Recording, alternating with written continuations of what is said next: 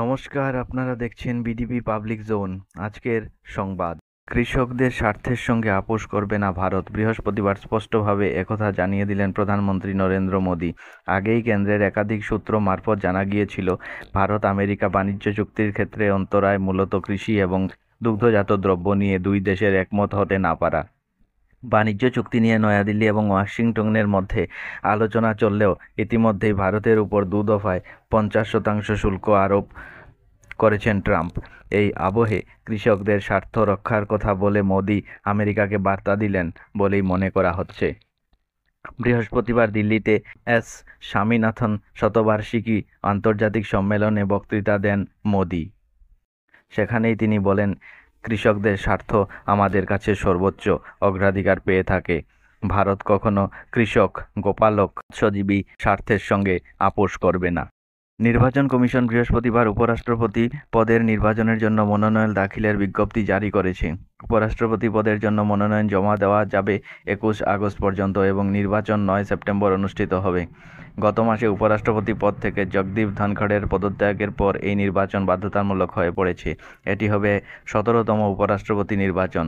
লোকসভা এবং রাজ্যসভার সদস্যদের নিয়ে গঠিত একটি ইলেকটোরাল কলেজ দ্বারা উপরাষ্ট্রপতি নির্বাচিত হন।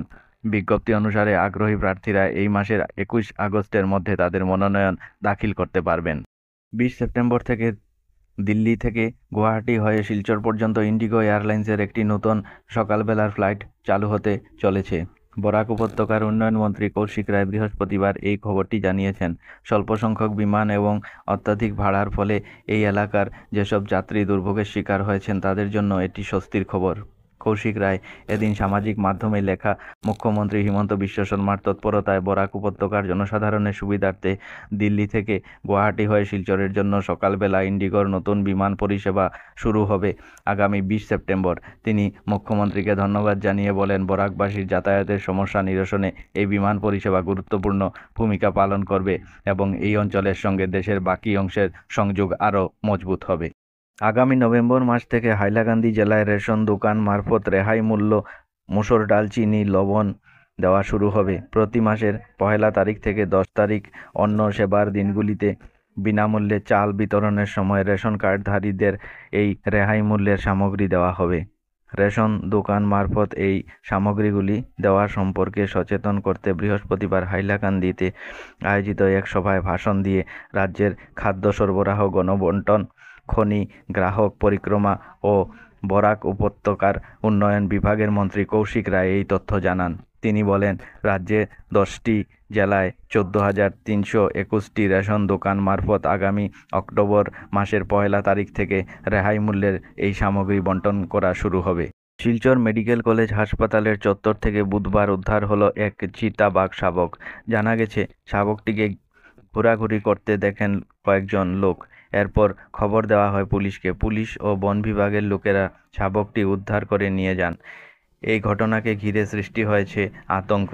অনুমান করা হচ্ছে, কোনো জঙ্গল থেকে রাস্তা হারিয়ে শাবকটি চলে এসেছিল মেডিকেল চত্বরে। শহরের মালুগ্রাম বিসি গুপ্ত রোডে বরাক নদীর ভাঙ্গন নিয়ে উদ্বেগ প্রকাশ করল প্রগতিশীল নাগরিক সমন্বয় মঞ্চ। মঞ্চের পক্ষ থেকে আশঙ্কা ব্যক্ত করা হয়েছে, অবিলম্বে ভাঙ্গন রোধ করা না হলে তা ভয়াবহ রূপ নেবে, এমনকি বদলে যেতে পারে নদীর গতিপথ।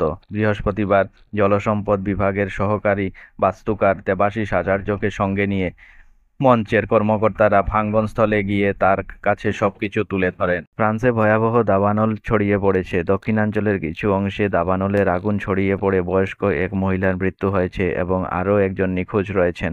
বিস্তীর্ণ এলাকার ঘরবাড়ি পুড়ে গেছে। পালাতে বাধ্য হয়েছেন হাজার হাজার মানুষ। কর্তৃপক্ষ জানিয়েছে, ওই মহিলা তার বাড়ির ভেতরেই মারা যান। আগুন নেভাতে গিয়ে ধোঁয়ার শ্বাসকষ্টের কারণে হাসপাতালে চিকিৎসা নিতে হয়েছে 7 দমকল কর্মীকে। মঙ্গলবার এড অঞ্চলের লা হুদুদ গ্রামের কাছে আগুন ছড়িয়ে পড়ে। 13,000 হেক্টরের বেশি এলাকা এরই মধ্যে পুড়ে ছাই হয়ে গেছে। অঞ্চলটি ফ্রান্সের রাজধানী প্যারিসের চেয়েও বড়। ফ্রান্সে এটি এবছরের সবচেয়ে বড় দাবানল। আগুন নিয়ন্ত্রণে আনতে লড়ছেন 1,800 জনের বেশি দমকল কর্মী। মোতায়েন করা হয়েছে 500টি যানবাহন। 5টি গ্রাম সবচেয়ে বেশি ক্ষতিগ্রস্ত হয়েছে। কর্মকর্তারা বলেছেন, তীব্র বাতাস, শুকনো গাছ এবং প্রচণ্ড গরমের কারণে আগুন দ্রুত গতিতে ছড়িয়ে পড়েছে। সাম্প্রতিক সময়ে আরও সুদৃঢ় হয়েছে দিল্লি ও মস্কোর সম্পর্ক। ডোনাল্ড ট্রাম্পের হুঁশিয়ারি সত্ত্বেও রাশিয়া থেকে জ্বালানি তেল কেনার পরিমাণ বাড়িয়েছে ভারত। এই কারণে ভারতীয় পণ্য 25% অতিরিক্ত শুল্ক চাপিয়েছেন ডোনাল্ড ট্রাম্প। এমনই আবহে ভারতে আসছেন রুশ প্রেসিডেন্ট ভ্লাদিমির পুতিন। সূত্রের খবর, মস্কো সফরের সময় জাতীয় নিরাপত্তা উপদেষ্টা অজিত ডোভাল বলেছেন, রাশিয়ার রাষ্ট্রপতি ভ্লাদিমির পুতিন ভারত সফরের তারিখ নির্ধারণ করা হচ্ছে। জাতীয় নিরাপত্তা উপদেষ্টা তার কর্মসূচিতে কোনো নির্দিষ্ট তারিখ অথবা সময় উল্লেখ করেননি। আগস্টের শেষের সময় সম্পর্কে যে তথ্য দেওয়া হচ্ছে তা ভুল। এর আগে জানা গিয়েছিল চলতি আগস্ট মাসের শেষেই ভারত সফরে আসছেন পুতিন, কিন্তু পরে তা সংশোধন করা হয়।